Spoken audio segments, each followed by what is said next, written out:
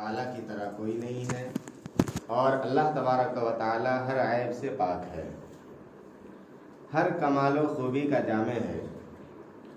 کوئی کسی بات میں نہ اس کا شریک، نہ برابر، نہ اس سے بڑھ کر ہے۔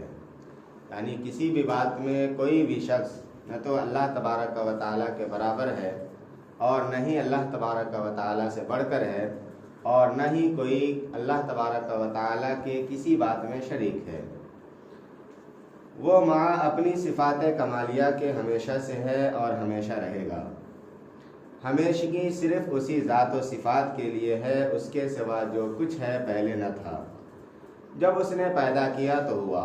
یعنی ہم سب کو یہ بھی عقیدہ رکھنا ہے کہ اللہ تبارک و تعالیٰ ہی کے پیدا کرنے سے دنیا میں جو چیز ہے وہ موجود ہے، وہ اپنے آپ ہے، اس کو کسی نے پیدا نہ کیا، نہ وہ کسی کا باپ، نہ کسی کا بیٹا، نہ اس کی کوئی بیوی، نہ رشتہ دار، سب سے بے نیاز۔ یعنی ہم سب کو پیدا کرنے والی ذات اللہ تبارک و تعالیٰ کی ذات ہے، لیکن اللہ تبارک و تعالیٰ کو کسی نے بھی پیدا نہیں کیا۔ اللہ تبارک و تعالیٰ اپنے آپ موجود ہے۔ اللہ کا نہ کوئی باپ ہے، نہ وہ اللہ تبارک و تعالیٰ کسی کا بیٹا، نہ اللہ تبارک و تعالیٰ کے لیے کوئی بیوی، نہ رشتہ دار۔ یعنی یہ چیزیں نہیں ہیں، اور اللہ تبارک و تعالیٰ ان چیزوں سے بے نیاز اور غنی ہے۔ وہ کسی بات میں کسی کا محتاج نہیں اور سب اس کے محتاج۔ یعنی اللہ تبارک و تعالیٰ کسی بھی بات میں ہمارے اور آپ کا یا کسی کا بھی محتاج نہیں ہے۔ یعنی مثلاً اگر ہم نماز ادا کر رہے ہیں، عبادت کر رہے ہیں، تو ہم اپنے فائدے کے لیے اس سے اللہ تبارک و تعالیٰ کی محتاجگی ظاہر نہیں ہوتی۔ ہم نماز ادا کریں گے تو اللہ تبارک و تعالیٰ ہم پر فضل فرمائے گا، اور اگر ترک کریں گے تو ہمیں عذاب میں گرفتار کرے گا۔ تو اللہ تبارک و تعالیٰ کسی بات میں بھی کسی کا محتاج نہیں ہے اور سب اس کے محتاج، اور ہم اور آپ ہر چیز میں اللہ تبارک و تعالیٰ کے محتاج ہیں۔ مثلا روزی دینا، مارنا، جلانا اسی کے اختیار میں ہے۔ یعنی اللہ تبارک و تعالیٰ رزق دینے والا ہے، اللہ تبارک و تعالیٰ زندگی دینے والا ہے، اور اللہ تبارک و تعالیٰ موت عطا کرنے والا ہے۔ اسی لیے ہم مسلمانوں کو ہر حال میں اللہ تبارک و تعالیٰ کا شکریہ ادا کرنا چاہیے۔ وہ سب کا مالک جو چاہے کرے، اس کے حکم میں کوئی دم نہیں مار سکتا۔ یعنی اللہ تبارک و تعالیٰ ہم سب کا مالک ہے، اور جو مالک ہوتا ہے وہ جو چاہتا ہے وہ کرتا ہے۔ تو اللہ تبارک و تعالیٰ ہمارے ساتھ جو چاہے کرے اور اسے اختیار ہے۔ یعنی مثلا اللہ تبارک و تعالیٰ اگر کسی کو خوب مال و دولت سے نوازے، کسی کو کم مال و دولت سے نوازے، تو ہم مسلمانوں کو یا ہم انسانوں کو دوسرے کے مال و دولت پر حسد نہیں کرنا چاہیے، جلنا نہیں چاہیے، بلکہ اللہ تبارک و تعالیٰ کا شکریہ ادا کرنا چاہیے کہ اللہ نے فلاں شخص کو مال جیسی نعمت سے مشرف فرمایا ہے، اور ہمیں بھی اللہ تبارک و تعالیٰ نے اتنا مال تو دے دیا کہ ہم کسی کے سامنے ہاتھ نہیں پھیلا رہے ہیں۔ تو اللہ تبارک و تعالیٰ جس کے ساتھ جو چاہے وہ کرے، وہ اس کا اختیار ہے، اور اللہ تبارک و تعالیٰ اس کا مالک ہے۔ تو اللہ کے بارے میں یہ عقیدہ بھی رکھنا ہے کہ وہ سب کا مالک ہے، جو چاہے کرے، اس کے حکم میں کوئی دم نہیں مار سکتا۔ یعنی جسے چاہے زندہ رکھے، جسے چاہے موت عطا کرے، جسے چاہے صحت مند رکھے، جسے چاہے بیمار رکھے۔ کوئی بھی شخص اللہ تبارک و تعالیٰ کے کسی کام میں بھی حکم نہیں مار سکتا، دم نہیں ہلا سکتا، اعتراض نہیں کر سکتا۔ وہ سب کا مالک جو چاہے اس کے حکم میں جو چاہے کرے، اس کے حکم میں کوئی دم نہیں مار سکتا، اور بے اس کے چاہے ذرہ نہیں ہل سکتا۔ یعنی جو کچھ بھی اس دنیا میں ہو رہا ہے، یہ سب اللہ تبارک و تعالیٰ کے چاہنے سے ہو رہا ہے۔ اللہ کے چاہے بغیر ایک ذرہ بھی نہیں ہلتا ہے۔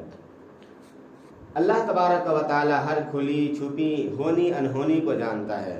یعنی جو چیز ظاہر ہے اسے بھی جانتا ہے، جو چیز چھپی ہے اسے بھی جانتا ہے، جو چیز ہو گئی اسے بھی جانتا ہے، جو ہوئے گا اسے بھی جانتا ہے، اور کوئی بھی چیز اس کے علم سے باہر نہیں ہے۔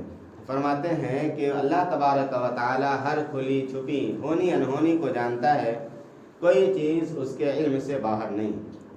دنیا جہان سارے عالم کی ہر چیز اسی کی پیدا کی ہوئی ہے، سب اس کے بندے ہیں۔ تو اللہ تبارک و تعالیٰ کے بارے میں یہ عقیدہ بھی رکھنا چاہیے کہ دنیا جہان میں، آخرت میں جو بھی چیزیں ہیں وہ سب کا خالق پروردگار عالم کی ذات ہے۔ اللہ تبارک و تعالیٰ کے علاوہ کوئی دوسرا اس کا خالق نہیں ہے۔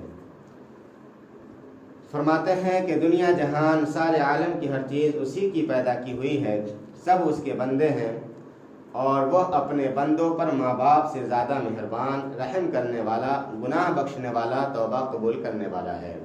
یعنی اللہ تبارک و تعالیٰ اپنے بندوں پر، انسانوں پر اس کی ماؤں سے بھی زیادہ رحم کرنے والا ہے۔ یہی وجہ ہے کہ بہت سے لوگ اللہ تبارک و تعالیٰ کی نافرمانی کرتے ہیں، لیکن اس کے باوجود اللہ تبارک و تعالیٰ اس کا رزق بند نہیں کرتا، اسے موت نہیں دیتا، کیونکہ اللہ تبارک و تعالیٰ کی رحمت بڑی وسیع ہے، اور اللہ تبارک و تعالیٰ اپنے بندوں کو مہلت دیتا ہے کہ تم توبہ کر لو، اور جب تم توبہ کرو گے تو میں تمہاری توبہ کو قبول کروں گا۔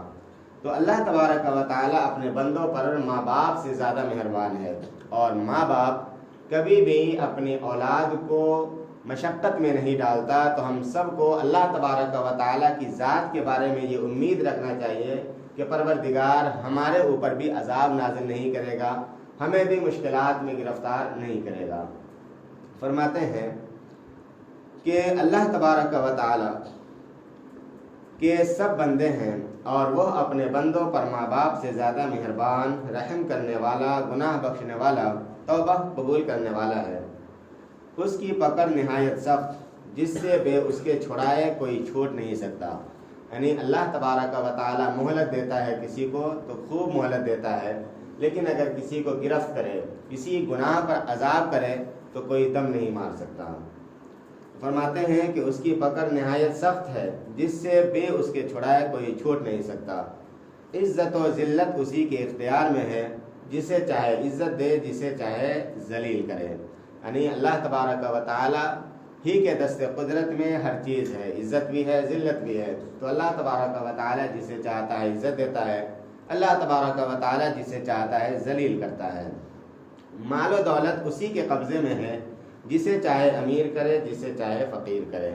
تو اللہ تبارک و تعالیٰ جسے چاہتا ہے مالدار بناتا ہے، جسے چاہتا ہے فقیر بنا دیتا ہے، لیکن دونوں کو ہر حال میں اللہ تبارک و تعالیٰ کا شکریہ ادا کرنا چاہیے۔ جو مالدار ہیں انہیں بھی اللہ کا شکریہ ادا کرنا چاہیے، جو مالدار نہیں ہیں انہیں بھی اللہ تبارک و تعالیٰ کا شکریہ ادا کرنا چاہیے کہ یہ اللہ کے قبضے قدرت میں ہے کہ جسے چاہے مال و دولت سے نوازے، اور جسے چاہے اسے غریب کر دے، فقیر بنا دے۔ تو ہم سب کو اللہ تبارک و تعالیٰ کے بارے میں، اللہ تبارک و تعالیٰ کی ذات و صفات کے بارے میں یہ عقیدہ رکھنا لازم و ضروری ہے۔